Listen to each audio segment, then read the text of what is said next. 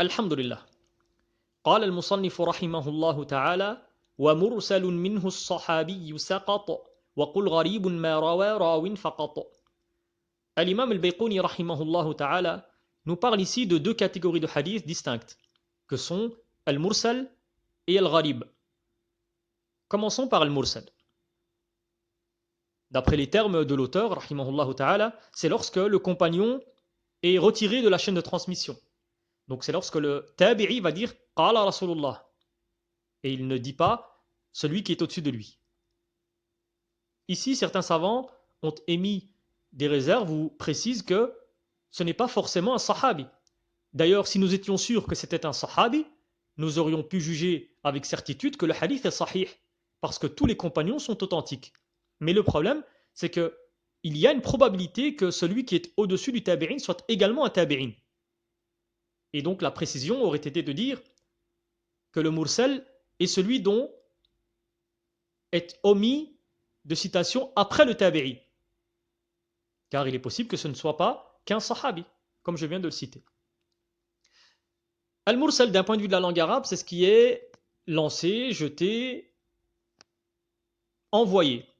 D'ailleurs, un des dérivés, c'est également Ar-Rasoul, salawatullahi wa salamuhu alayhim. D'un point de vue de la terminologie, c'est lorsque le tabi'i va dire Qala Rasulullah. Le prophète sallallahu alayhi wa sallam a dit. Et donc il ne cite pas l'intermédiaire entre lui et le prophète sallallahu alayhi wa sallam. Où il va dire Fa'ala Rasulullah. Et ainsi de suite. Sans citer l'intermédiaire qu'il y a entre lui et le prophète sallallahu alayhi wa sallam. Alors une petite remarque au niveau des tabi'in, il faut savoir qu'il y a ce qu'on appelle Kibar tabi'in et Sirar tabi'in. En fonction de leur proximité du temps prophétique. Les tabi'in, littéralement traduits par les grands tabi'in, et les petits tabi'in. Parmi les grands tabi'in, on a par exemple le plus connu, Sa'id ibn al-Musayyib, rahimahullah ta'ala. Et dans les petits tabi'in, on a par exemple Az-Zuhri, etc. Une des remarques qu'on peut également citer concernant Al-Mursal, c'est quant à son utilisation comme preuve. Est-ce que c'est une preuve en soi ou pas? Les savants ont divergé sur ce sujet en 3 avis. Le premier, qui est le fait de ne pas utiliser Al-Mursal de manière absolue. Al-Mursal ne doit pas être utilisé comme preuve juridique. C'est l'avis notamment de l'imam al-Bukhari, de l'imam Muslim, un des avis de l'imam Ahmed, et c'est l'avis de la plupart des savants du hadith. Le deuxième avis, c'est qu'il est utilisable.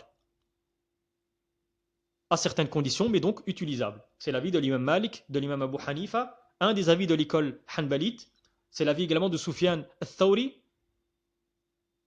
Une grande majorité des jurisconsultes et des savants des fondements de la jurisprudence, et les muhaddithoun considèrent qu'ils sont utilisables dans al-ahkam shar'iyya, dans les règles juridiques seulement.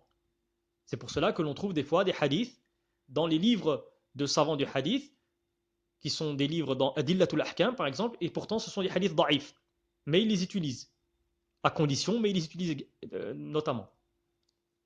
Et le troisième avis, qui est l'avis de l'imam Shafi'i et la majorité des Shafi'ites, que Al-Mursal est utilisable à 2 conditions.